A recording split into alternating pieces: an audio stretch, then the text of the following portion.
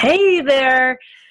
So it's been a really long time since I've made a video about this, and I made a post on Facebook. So if you're somebody who follows me on Facebook, and this is where you're seeing this video, I will post this on YouTube as well. So you read my story about this, and it's, the anniversary a year ago. I was, given a phone call and asked if I would, be willing to be, prior to that, I was asked if I was willing to be tested to donate bone marrow. I had been informed that there was a young man in the UK and I came up as a potential match. So I started the process to see if I was in fact a match. It required so many labs and all these different tests. And then, so a year ago today, I found out that I was in fact the match. And then I had to undergo more testing, more lab work, more vials of blood.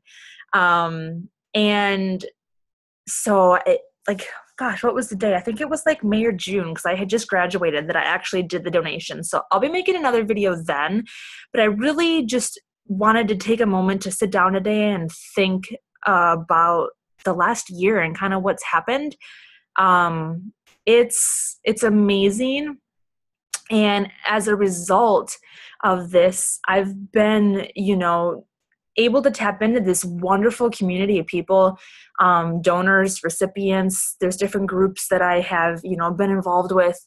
And it's so amazing to hear all these stories and to hear the other side, to hear from people who have received and how their recovery went, and, how bad the illness really is, the blood illness that they're facing, whatever it was. And that, that makes me feel really good. But at the same time, that kind of is one of the things that I had a really big struggle with immediately following the donation. So once I donated, it was like, done, that's it. Like the hype stopped, right? So I had spent all this time preparing and planning and doing the blood work and, being with the doctors and doing the visits. And then I did it and I was done. And, recovery took about 2 weeks for me. I was really sore. The aches from the filgrastim really, they take a hold on your body. They do what they need to do by helping you grow blood, and increasing the white blood cells that you have in your blood flow.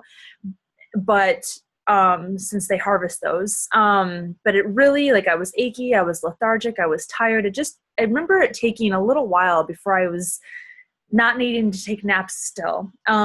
But another thing that really impacted how I felt after was not being able to, hear how he was, not knowing if he was okay. And it was that, I don't know. It was just like, I'm such a people person. I just wanted to know and follow. I really wanted to follow his journey as I shared mine. And it was really hard to just understand that that wasn't a possibility. And so instead of, feeling that, I tapped into the community and talked to other people. A lot of people are very vocal about their journey. And I'm not sure if they're vocal about it and have shared names with their donors because of the Department of Defense donor program that I signed up through. The identities are kept a secret for at least the first year. We can exchange letters, but they have to be, confidential, and we can't exchange names or identifying information. And I did receive a letter. It was in the fall. I think it was October. And I remember my heart just dropping when I opened this letter from the donor center, because it goes through them, they're the middleman. And I got this letter and I just was so happy, and then, so emotional. It was a letter his mother had written, and it was such a blessing that, she took the time to sit down and write to me and say thank you.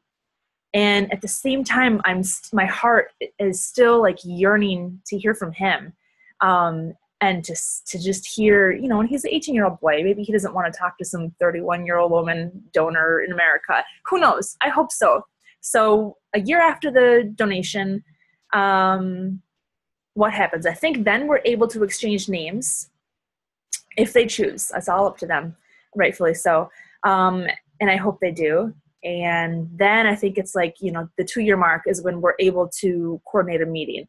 Quite difficult for us, since I'm in the US and I know he's in the UK. But it's something that would just be really cool to have happen if it happened then or happened, years down the road. My hope for him is that he's okay and recovering. It's a brutal process from what I've learned. But anyways, so the video, I just want to document this. This is for me. I share this with you guys. I feel so amazing that I've inspired other people and motivated other people to join the registry. That's amazing. I joined the registry in 2007, got the call in 2015. So you can imagine, I wasn't sitting around waiting for this phone call. Life continues on, and it just happened randomly out of the blue. People I've had interactions with have told me they would never even ever consider doing this for somebody. And I thought, okay, to each their own, but is it going to kill me? It's my stem cells, and they're going to grow back. It's not going to harm me. But I thought, I don't know. Personally, in my opinion, I thought it to be extremely selfish. If I was to contract a blood, illness where somebody donating their stem cells to me would save my life, and being a match is 1 in, I think, 500, I think more people should do it. It wasn't that brutal. I talk about the process because I want to be candid with everybody.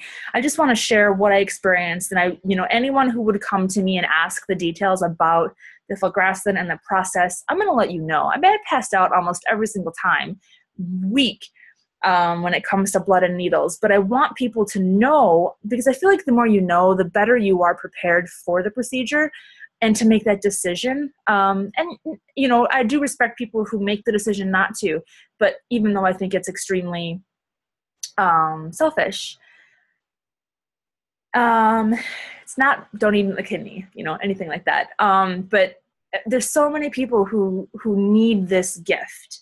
And I think if more people join the registry and more people helped other people with the gift of that, it's just such a small thing. And I couldn't keep that to myself. So let's see, what else did I want to talk about? I think I've been talking for 10 minutes now, but it's been a while. I probably won't make another video until the year anniversary. And then I don't know, maybe I will in the future. I'm assuming I will. It's been kind of cool to watch my videos and look at the journey and the process. And I do have a little scar. I don't know if you can see it in this, but there is a scar you can kind of see it right there. It's a tiny little scar. And I didn't really think about that when they were giving me the option between up here and in my groin. It was, I chose up here because comfort. I wanted to be able to sit around and move around. Makes a better picture. I can't really take a picture of that. But it's amazing to me that I was able to put aside the cosmetic aspect of making that decision, and I made the decision based on other things. I didn't even think about the scar or what it meant until afterwards. And it's kind of like a nice little reminder of what I'm capable of doing and the gift I'm capable of giving. So anyways, I will post a link in the comments below this video. If you feel inspired or inclined to join the registry, please do. It's a very simple process. They do a cheek swab.